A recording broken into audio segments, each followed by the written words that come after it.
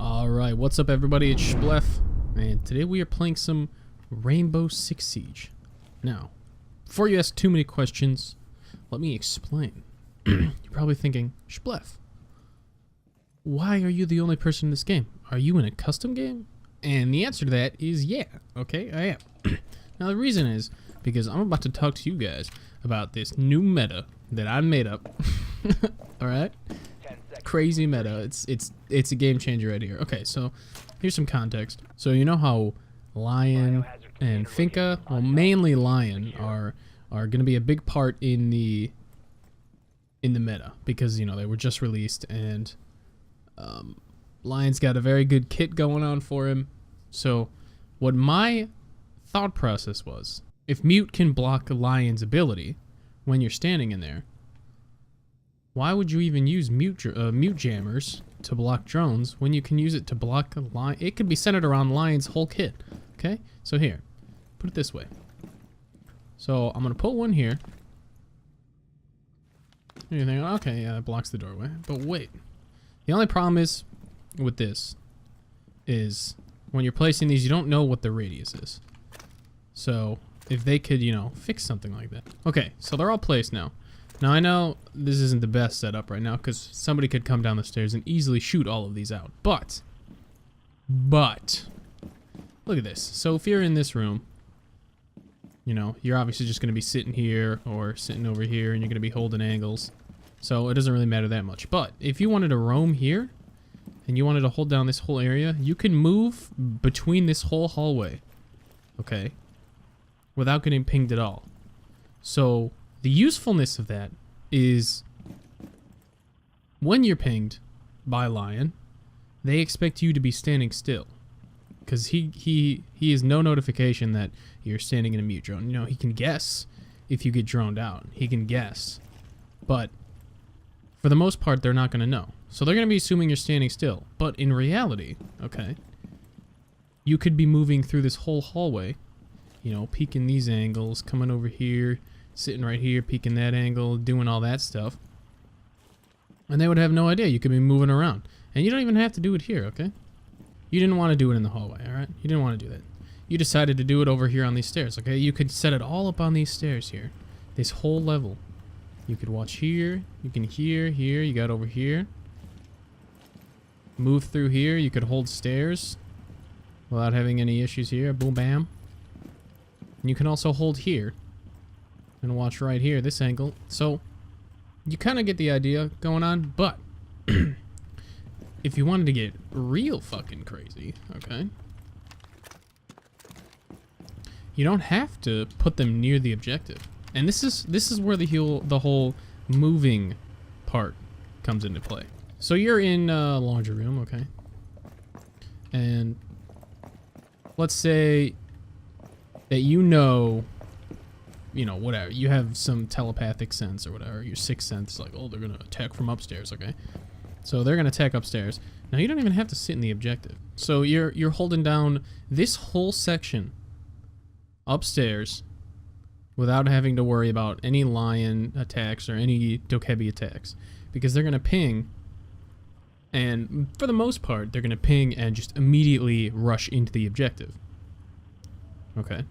Or immediately rush into wherever they're deciding to go. So if they're attacking, if they're going to go, you know, top floor, middle floor, bottom floor, in that order and get rid of roamers, they're going to be pinging and then moving, pinging and then moving.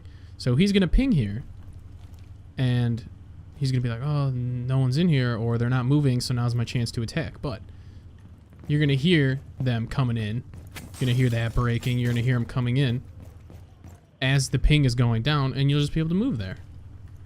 Oh, there he is, coming in. Boom, he's dead. And he has no idea, because if you didn't have your mute drones, okay, if you didn't have them, then you would get pinged out as soon as you started moving. But you have the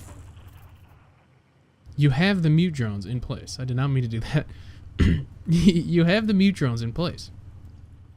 So this allows you to move freely to a certain extent within the confines of the mute jammer area. He's not just useful for you, he's useful for your team as well. So in this case, you know, I know it's Yacht. But what I plan on doing here is actually just hitting up this whole hallway. And I know this could all be just immediately negated with a fat Thatcher, but I mean, it works for the most part. So now your whole team can just run through this hallway and not have to worry about any lion issues. And you know, there's probably things that I'm missing here and things that could be more useful on how to optimize this, but you know, it's a work in progress. It's not done yet.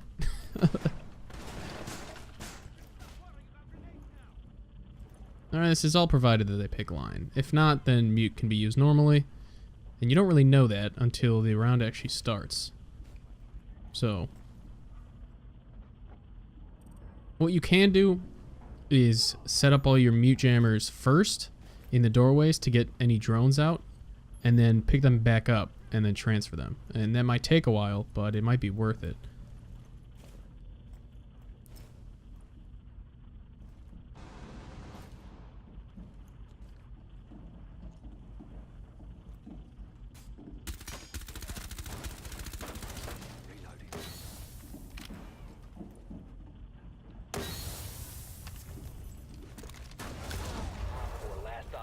See ya.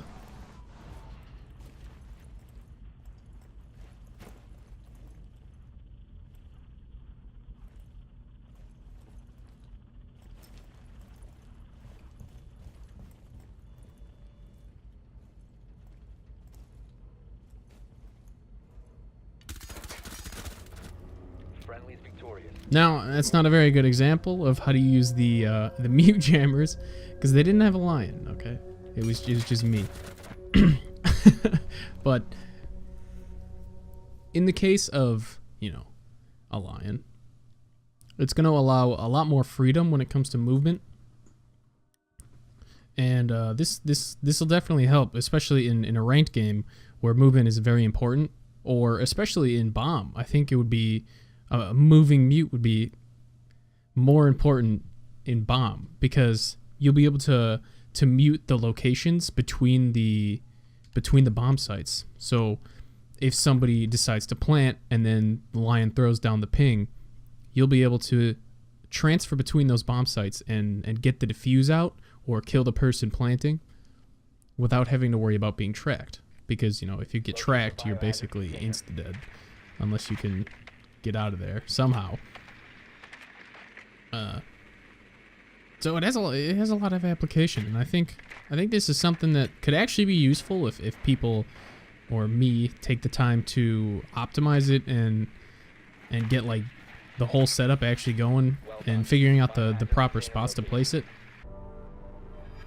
Overall, I think moving mute isn't the best meta, and to be honest, you probably shouldn't even take this seriously because it's kind of a joke with my friends.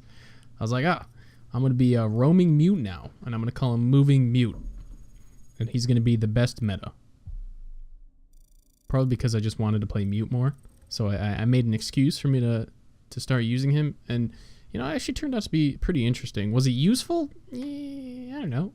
I think it'd be more useful if Ubisoft decided to add the radius, so you could see the radius of the mute jammers.